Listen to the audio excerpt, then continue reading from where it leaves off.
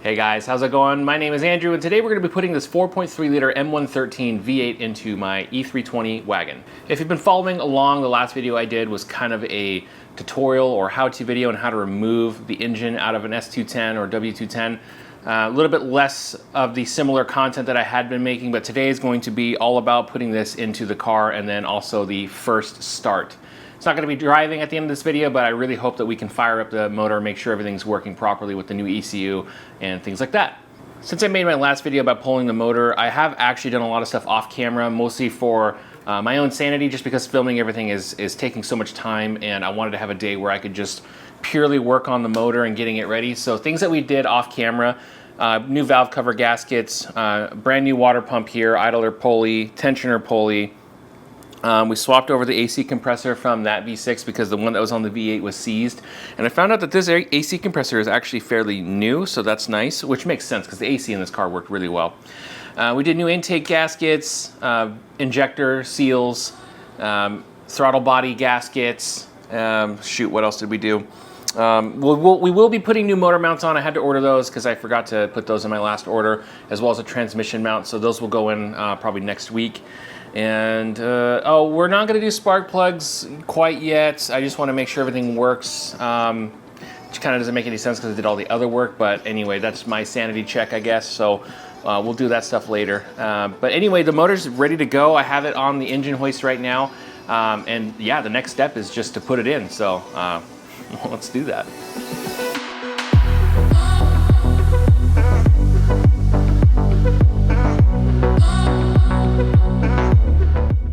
All right, well, here she is, 4.3 liter M113 sitting in my S210. Pretty cool, it's a good feeling. I'm gonna hook up a couple of things to get it running.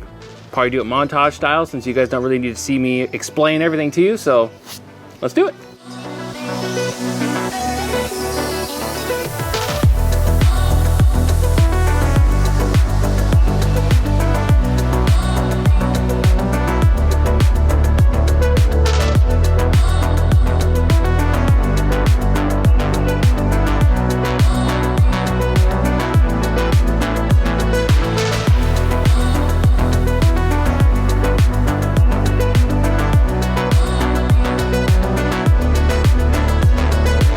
All right, I'm gonna show you guys what we have done to get this thing ready to start. We've obviously put the radiator back in.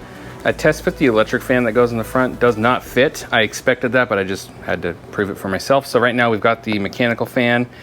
I'm gonna have to get the front facing or the front side aux fan off of a V8 car. I didn't have one, so there's that.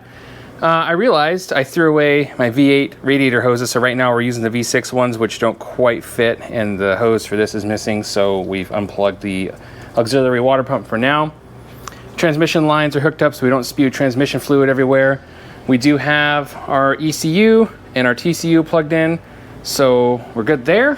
And right now, I don't have the exhaust hooked up. It is just down pipes with the O2 sensors, which I don't know if I'll be able to show you, but that's just so we can turn the engine on and hear it run.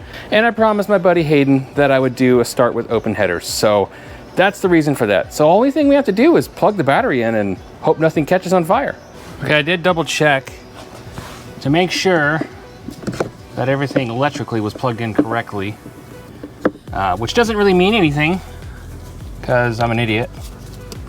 So we're just gonna get this battery back in, and I'll test fire the motor without the fuel pump going first, just to make sure it turns over, because that'll be a good sign. If it turns over, that means the ECU is good and the TCU is talking, and then we can move on to the next step.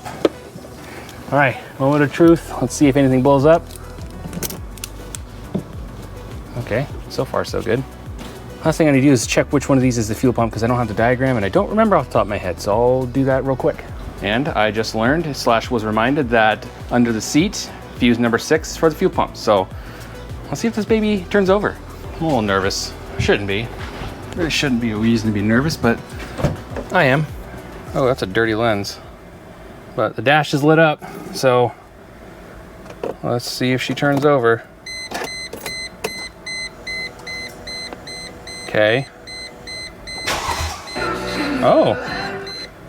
Okay.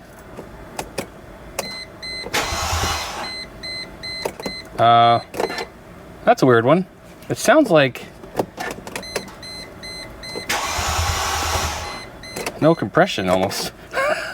All right, we'll investigate. Okay, so I just talked to the Mercedes swap shop, and apparently everything I'm experiencing is totally normal. So I'm gonna plug the fuel pump fuse back in, and we're gonna give a couple key cycles to build up fuel pressure, and then hopefully it starts. Okay, so we're just gonna go to, come on, get in there. Position 2. And then we'll go back off, position 2, and back off, position 2, and then back off. Okay, let's give it a shot, I guess. All right, here we go.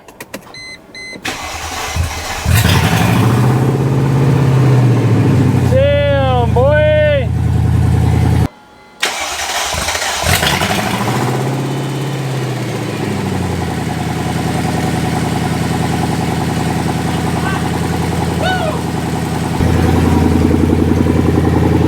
That is awesome! It purrs!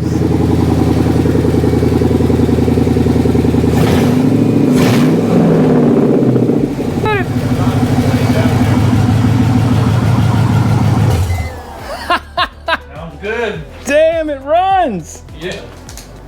All right, well, God, that's awesome. Yeah. All right. Work and it got us to start. Yeah, no kidding. So sorry to the neighbors. Oh, that's the only time I'm starting it without the Oh, okay. exhaust. It's gonna have an exhaust. Yeah, I have exhaust ready for it, yeah. Oh my gosh. Well, ladies and gentlemen, there's the first start. I realized after shooting this video that it's gonna be really short, and I made it look really easy to get this engine running. And quite frankly, it was, because I didn't do a lot of the things that we need to do to get this thing roadworthy. Like, there's no coolant in it, the driveline's not hooked up. I still need to swap out the actual differential. There's a bunch of stuff that needs to happen. But to get it actually started was super easy. I mean, positive, negative, bolting the motor in, basically hooking up the ECU, and then getting the transmission lines hooked up to the radiator just so they don't spew transmission fluid everywhere. That's actually the only reason why the radiator is even there. So it's really simple, and that's why the video is short. The next video is going to be all about getting this thing roadworthy. That's going to be a whole nother process, and so I really hope you guys stick around, because that's going to be my favorite part, is getting this thing to lay some power down on the road. Maybe do a burnout or two. We'll see. But anyway, huge shout out to the Mercedes Swap Shop for answering all my questions, getting me through this process, and the quick turnaround on the ECU. If you guys need anything done to your ECU, like M113, M112, 7226, I think they do some 7229 transmission stuff as well. They are absolute magicians. So check out their website. I'll link them down below. And yeah, like I said, next video we're going to be driving this car. So I hope to see you guys in the next video. See ya.